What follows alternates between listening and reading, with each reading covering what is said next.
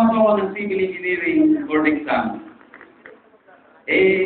Hindi ko may naasahan na, although, ina-expect ko sa school namin dahil isa po ako sa mga medyo umangat din sa school namin at kilala rin na pagdating sa math, medyo talagang matinig for the glory of God.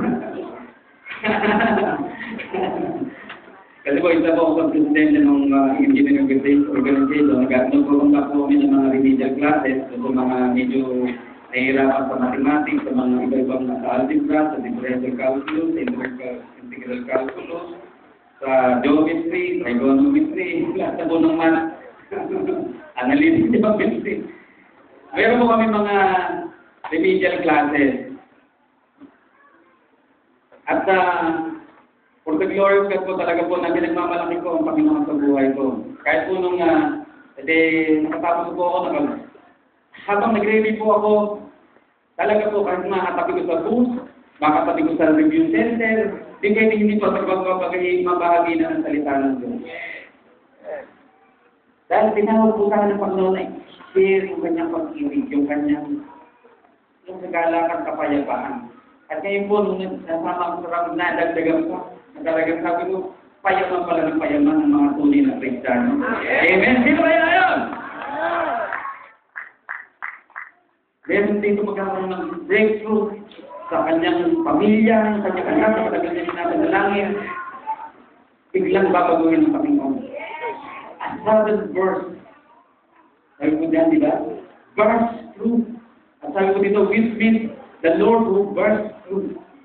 Na talagang may sasabo, meron lilig-ligin, meron talagang babaguhin ng Panginoon. Hindi mananatiling yung anak mo, yung asawa mo, sa ganyan sitwasyon, yung pamilya mo, ang mga kamag-anak mo, makakasama po natin sila na nagbubuhay sa Panginoon. At higit sa lahat, makakasama natin sila pag gusto magabalik ng Panginoon.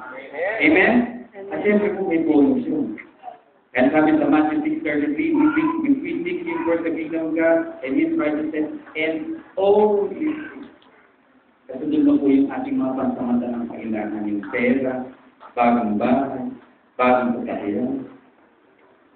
Yung asawa na matagal mo na pinagdalaman para sa mga dalaga at binasa. Pero yung mga may asawa dito, bawa sa Diyos para sa mga binasa. At siyempre, yung mayaman. Sabi nga, meron tatlong end daw yung iba eh. Ano yung end niya? Matanda mo, pero hindi.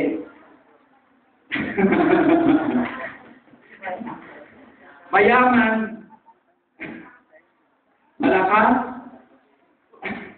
at maglilingkod sa Panginoon na asawa. Amen? Hindi na po yung matandang mayaman na madaling mamatay.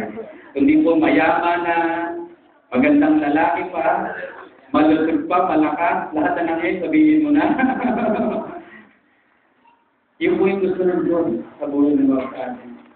Akala lang po yung Matthew, sabi ng Panginoon, wag daw po tayo magtipon ng mga kayamanan na nabubulok. Yung mga kayamanan na yan, yung mga material gamitin natin para kapunin ng Panginoon. Amen?